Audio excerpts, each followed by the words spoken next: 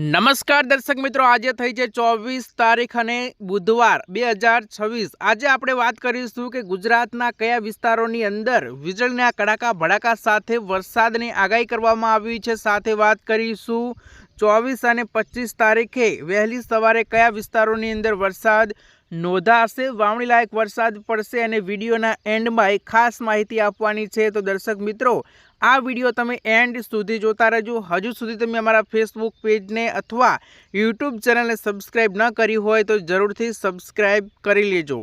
ચાલો ખેડૂત મિત્રો, આજનો વિડીયો શરૂ કરીએ। તો સૌ પ્રથમ તમે જોઈ શકો છો કે અત્યારે ચોમાસાને લઈને ગુજરાતના ખેડૂતો આતુરતાથી તેની રાહ જોઈ રહ્યા છે, પરંતુ જે મોટા વિક્ષેપો આવી રહ્યા છે તેને કારણે ચોમાસું લેટ થઈ રહ્યું છે।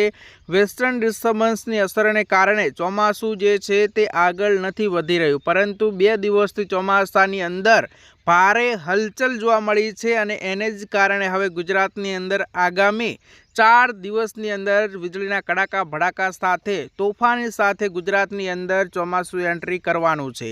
તો આપણે હવે વાત કરીએ તો તમે જોઈ શકો છો કે અત્યારે અરબી સમુદ્ર જે છે તે સક્રિય જોવા મળી રહ્યો છે। ભારે પવનો ફૂંકાઈ રહ્યા છે અને ગુજરાત તરફ આ પવનો આવી રહ્યા છે। મુંબઈ મહારાષ્ટ્રની અંદર જે ચોમાસું અટકેલું છે તે હવે આગળ ધીરે ધીરે વધવાનું છે। આ બાજુ વાત કરીએ તો બંગાળની ખાડી પણ એક્ટિવ જોવા મળી રહી છે। બંગાળની ખાડીના જે પવનો છે તે આ તરફ જઈ રહ્યા છે અને આ તરફ પવનો વલવી અને સીધા તમે જોઈ શકો છો કે ભારતના અનેક વિસ્તારો છે, વિસ્તારોની અંદર ચોમાસું એક્ટિવ છે અને એ વિસ્તારોની અંદર ભારે વરસાદ જોવા મળી રહ્યો છે। હવે આપણે વાત કરીએ કે ગુજરાતના કયા વિસ્તારોની અંદર વરસાદની આગાહી કરવામાં આવી છે। તો સૌ પ્રથમ આપણે નજર કરીએ દક્ષિણ ગુજરાતના વિસ્તારો ઉપર। દક્ષિણ ગુજરાતના વિસ્તારોની અંદર જે વરસાદની આગાહી છે તમે જોઈ શકો છો કે આપણને જે કલર વાઇઝ જે વિસ્તાર દેખાઈ રહ્યો છે એ વિસ્તારોની અંદર વીજળીના કડાકા ભડાકા સાથે વરસાદ પડી શકે છે। તમે જોઈ શકો છો કે વાપી હોય, વલસાડ હોય, નવસારી હોય, સુરત હોય, વ્યારા, નવાપુરા, આહવા, આ ડાંગ, આ બધા વિસ્તારોની અંદર જે દક્ષિણ ગુજરાતના વિસ્તારો આવેલા છે, વિસ્તારોની અંદર વીજળીના કડાકા ભડાકા સાથે આપણને વરસાદ જોવા મળી શકે છે।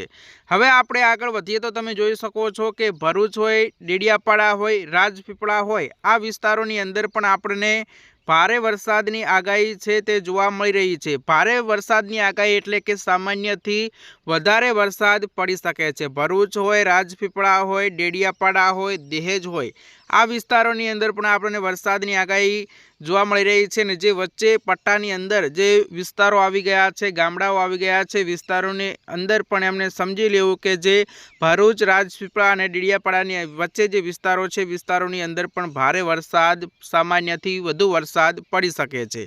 હવે આપણે દર્શક મિત્રો વાત કરીએ તો તમે જોઈ શકો છો કે વડોદરાના વિસ્તારો હોય, બોડોલી હોય, બોડોલીના જે વચલા ભાગના વિસ્તારો છે, વિસ્તારોની અંદર પણ વીજળીના કડાકા ભડાકા સાથે વરસાદ પડી શકે છે। તમે જોઈ શકો છો કે ડભોઈ હોય, બોડોલી, વાઘોડિયા, વડોદરા, એ વિસ્તારોની અંદર પણ વરસાદી માહોલ આપણને આજે જોવા મળી શકે છે। જ્યાં દર્શક મિત્રો વાત કરવામાં આવે તો હવે તમે જોઈ શકો છો કે ગોધરાના વિસ્તારોની અંદર અત્યારે કોઈ સામાન્ય વરસાદની આગાહી જોવા નથી મળી।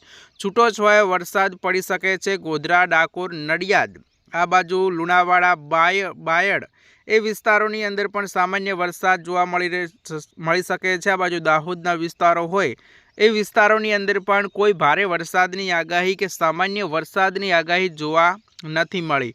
હવે તમે જોઈ શકો છો કે મોડાસાના વિસ્તારો હોય, વિસ્તારોની અંદર કોઈ સામાન્ય વરસાદની આગાહી જોવા નથી મળી। ઈડર વિસ્તારો હોય, ડુંગરપુર હોય, મહેસાણા, પાટણ, એટલે કે ઉત્તર ગુજરાતના વિસ્તારોની અંદર કોઈ ભારે વરસાદની આગાહી જોવા નથી મળી। ક્યાંક અચાનક વાદળો બંધાઈ શકે છે અને છૂટાછવાયા વિસ્તારોની અંદર વરસાદ પડી શકે છે। અત્યારે જે વાત કરવામાં આવે તો થરાદ હોય, ડીસા હોય, પાલનપુર હોય, એટલે કે ઉત્તર ગુજરાતના વિસ્તારોની અંદર વાદળછાયું વાતાવરણ તો અત્યારે સતત 3 દિવસથી જોવા મળી રહ્યું છે, પરંતુ વરસાદ ક્યાંય નોંધાયો નથી। રાધનપુરના વિસ્તારો હોય એ વિસ્તારોની અંદર પણ કોઈ વરસાદની આગાહી આપણને જોવા નથી મળી। હવે આપણે વાત કરીશું અમદાવાદના વિસ્તારો એટલે કે મધ્ય ગુજરાતના વિસ્તારો।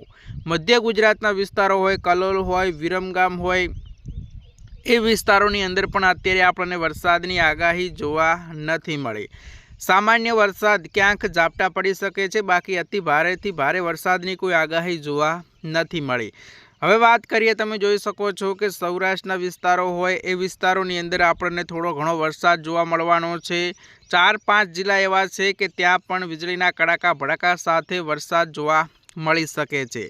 આ બાજુ તમે જોઈ શકો છો કે સુરેન્દ્રનગર હોય, ધાંગધ્રા હોય, મોરબી હોય, માલિયા હોય, આ વિસ્તારોની અંદર આપણને વીજળીના કડાકા ભડાકા સાથે વરસાદ જોવા મળી શકે છે। સામાન્યથી વધુ વરસાદ મોરબીના વિસ્તારો, આજુબાજુ જે વિસ્તારો આવેલા છે એ વિસ્તારોની અંદર આપણને વરસાદ જોવા મળી શકે છે। હું તમને વધુ પણ ઝૂમ કરીને બતાવું તો તમે જોઈ શકો છો કે જોડિયા, ફાટસર, મોરબી, તંકરા, વાંકાનેર, જયવા, આ વિસ્તારોની અંદર વરસાદી માહોલ જોવા મળવાનો છે। હું તમને એક લીટી લાઈન કરીને બતાવી દઉં તો મોરબીથી આ જે વિસ્તારો છે વિસ્તારોની અંદર વીજળીના કડાકા ભડાકા સાથે વરસાદ જોવા મળી શકે છે। દર્શક મિત્રો, તમે આટલા સુધી વિડીયો જોયો હોય તો અમારી યુટ્યુબ ચેનલને જરૂરથી સબસ્ક્રાઈબ કરી લેજો। આપણે કોઈ બીજા યુટ્યુબર ગોળ વીજળીના કડાકા ભડાકા અને પૂર આવે તેવી આગાહીઓ નથી કરતા। જે સચોટ માહિતી વિંડીના માધ્યમથી જોવા મળે છે એ જ રીતે આપણે સામાન્ય વરસાદની આગાહી કરતા આવ્યા છે ને આપણે કોઈ ફેક ન્યૂઝ અથવા કોઈ ખેડૂતોને ડરાવવાની આપણે કોશિશ ક્યારેય વિડીયોની અંદર કરતા નથી। એટલા માટે દર્શક મિત્રો, આ ચેનલને સબસ્ક્રાઈબ કરી અને 1000 સબસ્ક્રાઈબ કમ્પ્લીટ કરાવી દેજો। તો ચાલો વધુ વાત કરીએ તો તમે જોઈ શકો છો કે જામનગરના વિસ્તારો હોય, સિક્કા હોય, આ વિસ્તારોની અંદર પણ જે દરિયા કિનારે વિસ્તારો આવેલા છે એ વિસ્તારોની અંદર પણ વરસાદ પડી શકે છે।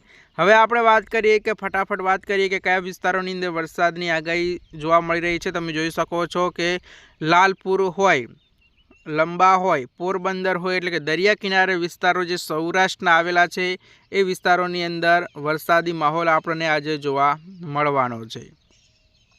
હવે આપણે આગળ વાત કરીએ તો તમે જોઈ શકો છો કે જૂનાગઢ હોય, જેતપુર હોય, માધવપુર હોય, વેરાવળ હોય, ધારી, અમરેલી, રાજુલા, મહુવા, આ વિસ્તારોની અંદર પણ આપણને વીજળીના કડાકા ભડાકા સાથે સામાન્યથી વધુ વરસાદ જોવા મળી શકે છે। કોડીનારના વિસ્તારો હોય, મહુવા હોય, ભાવનગર હોય, આ વિસ્તારોની અંદર પણ વીજળીના કડાકા ભડાકા સાથે વરસાદ જોવા મળવાનો છે।